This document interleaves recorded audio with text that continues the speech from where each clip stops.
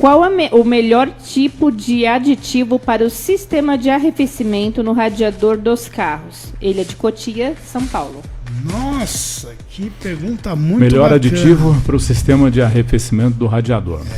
Olha, Fabiano, essa pergunta é muito boa. E olha, eu vou te falar uma coisa pra você. Como só tem a pergunta dele, porque vocês são todos uns bundão que não me mandam pergunta, e a gente tem que acabar falando sobre política. Tem 18 negros aqui na live, pendurado, Então, e só tem a pendurado, pergunta ninguém do Fabiano. Pergunta. É uma vergonha, viu, gente? É uma vergonha. Mas Cadê as perguntas sobre sexo?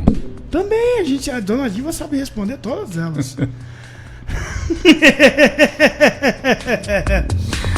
Muito bem, Fabiano, vamos responder sua pergunta, ok? Sistema de arrefecimento é um sistema complexo, né? Bem complexo.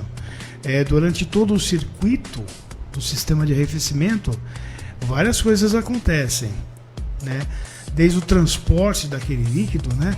Por onde ele passa por tubos de borracha, né? Dilatáveis, né?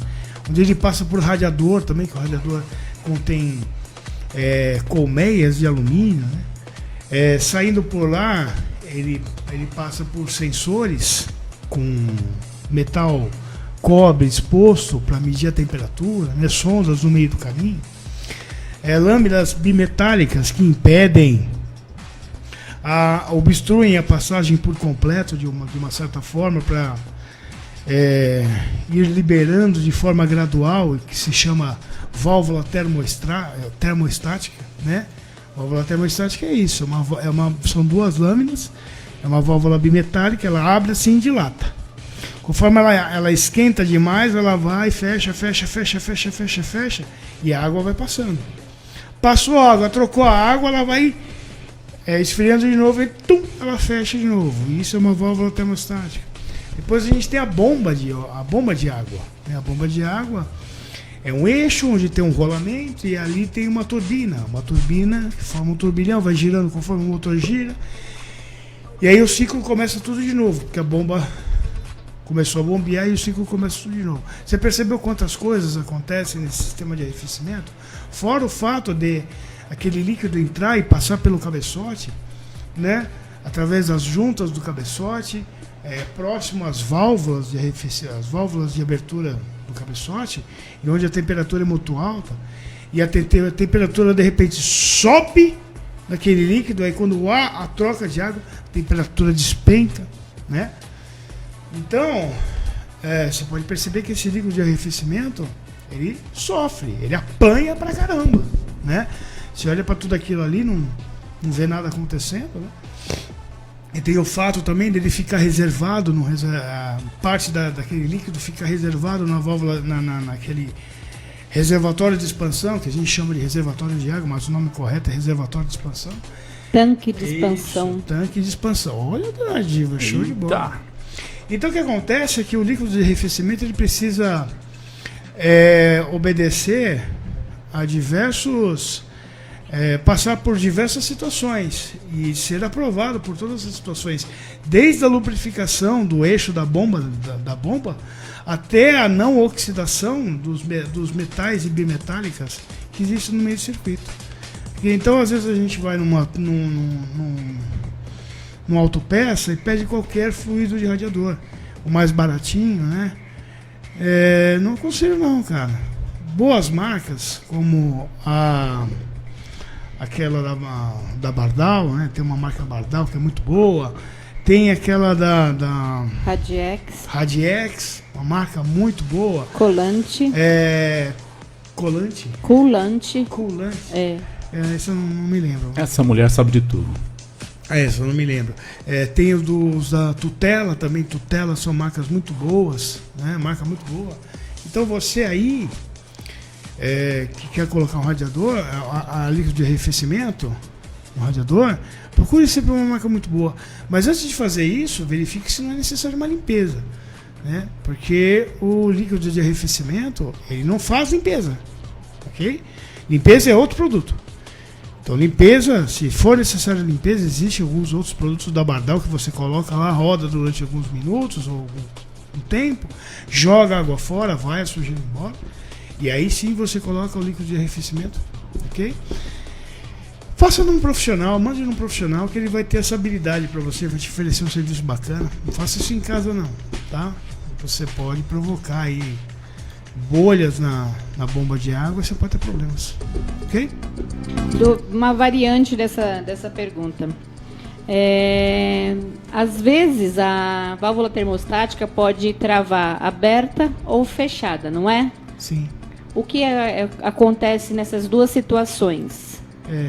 Se ela travar aberta, ela fica parecendo como se não tivesse válvula, então a vazão é contínua.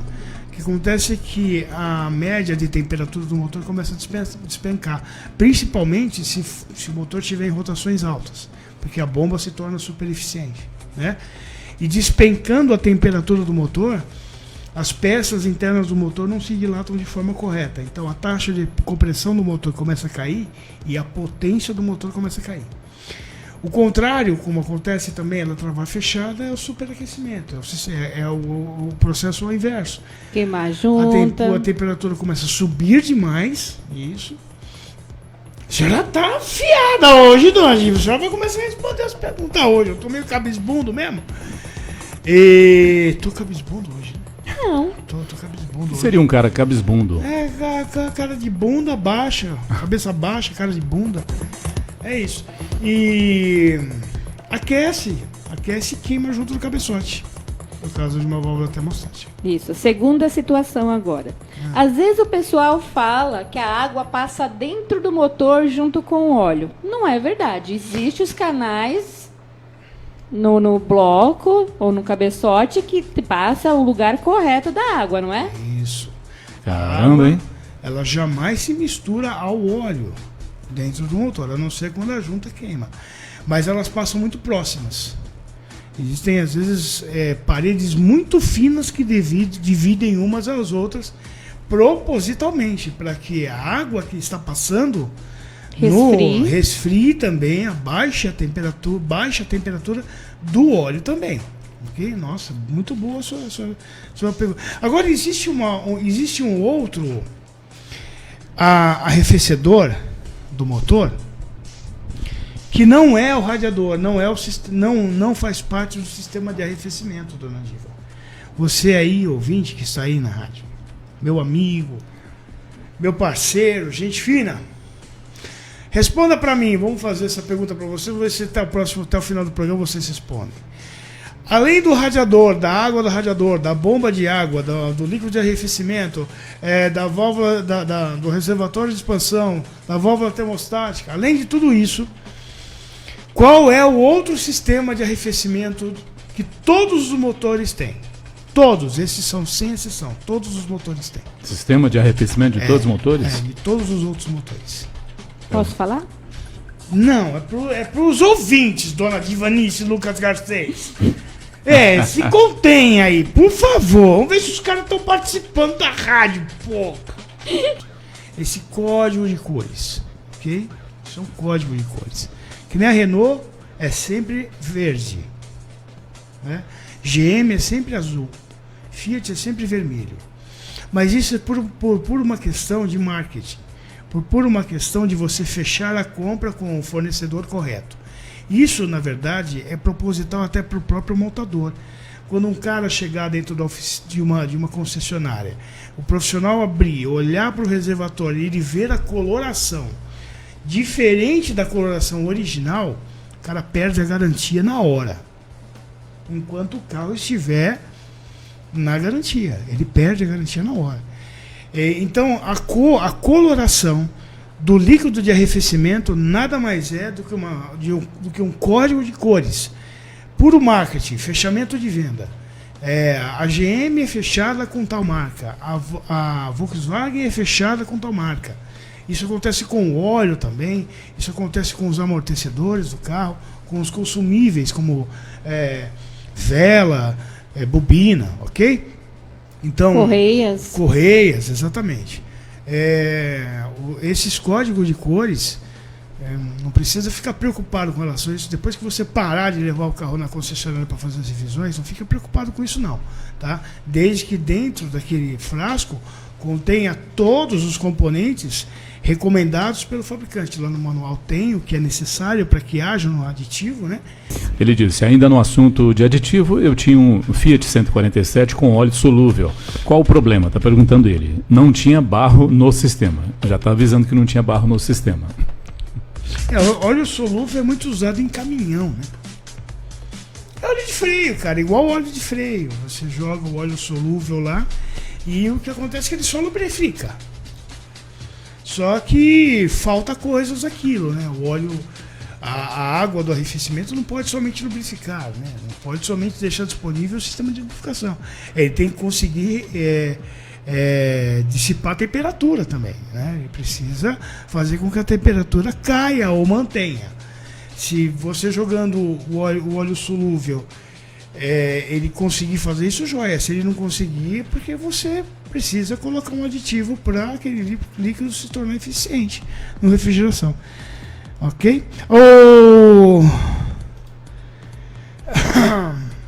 O Odilon perguntou aqui, ó, é o óleo? Não, não é o óleo. Eu posso falar, já que ninguém falou? Pode falar, O ar, o vento.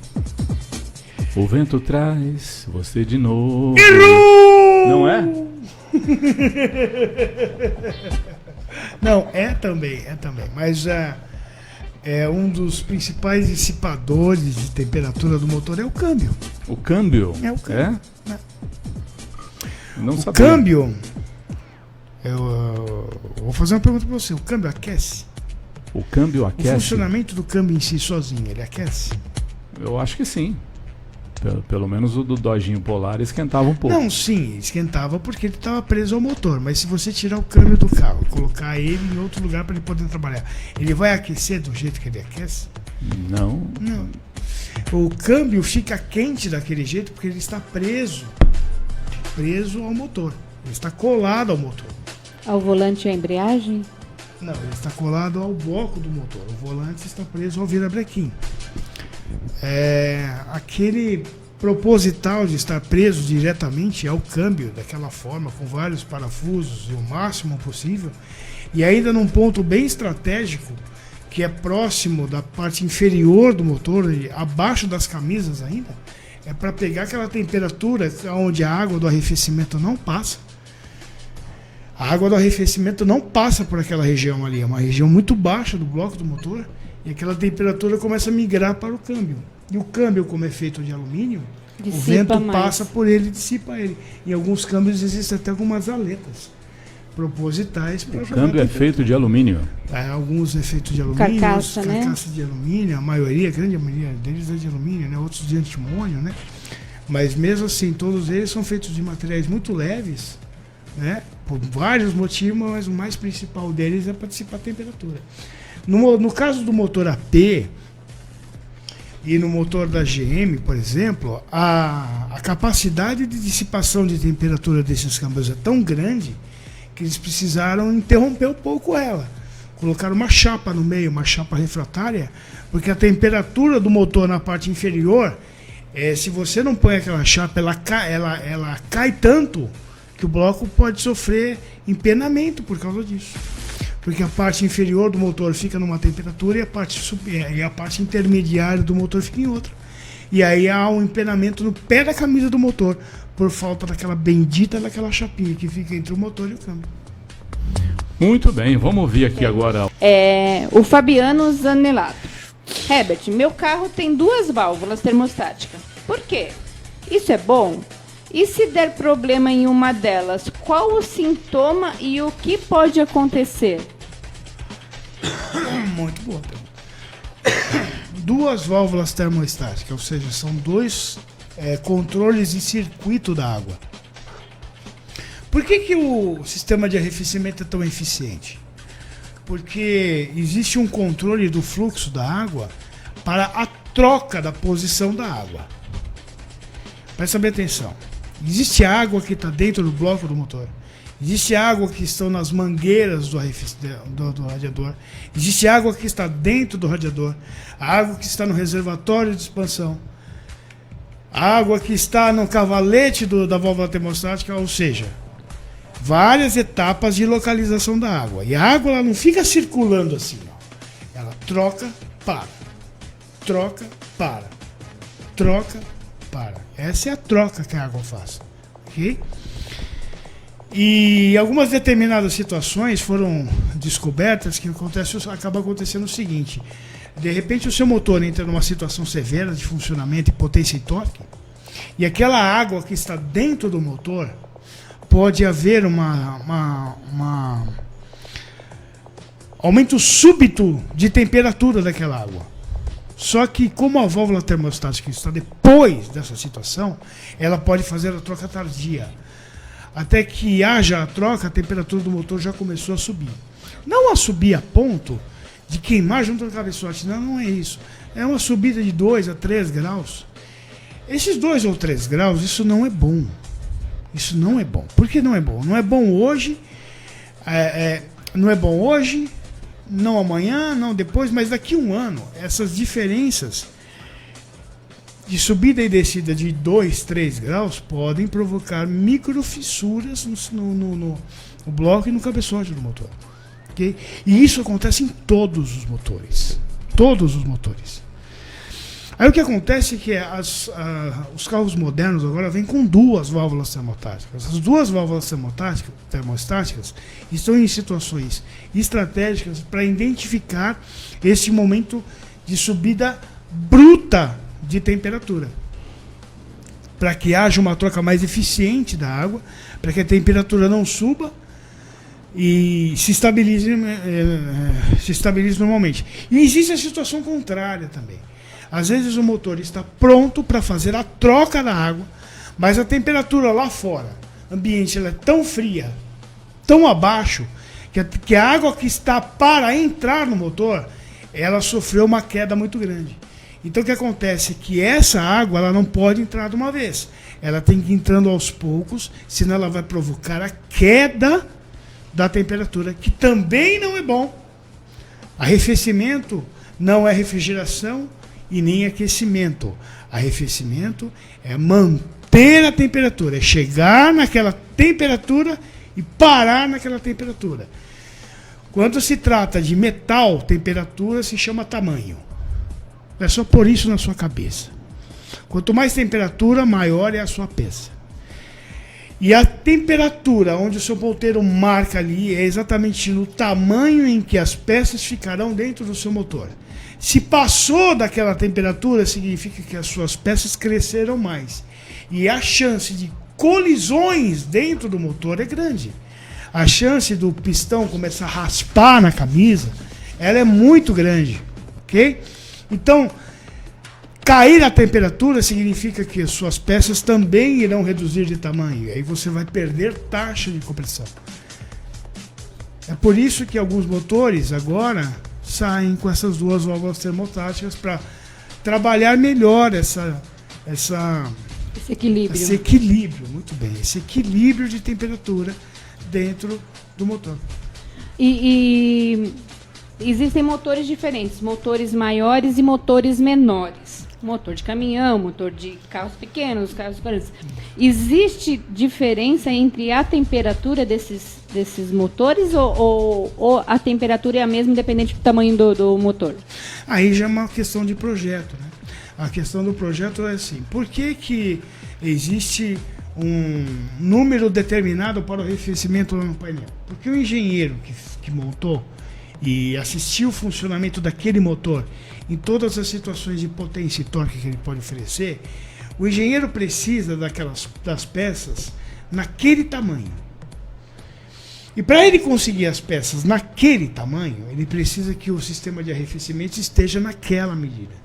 Entende? Naquela temperatura. Então, para cada carro existe um parâmetro de temperatura, mas a via de regra, normalmente os motores acabam dormindo nos 93 graus. 93 graus é uma situação que a maioria dos motores em ciclo Otto dorme. Tá? Muito bem.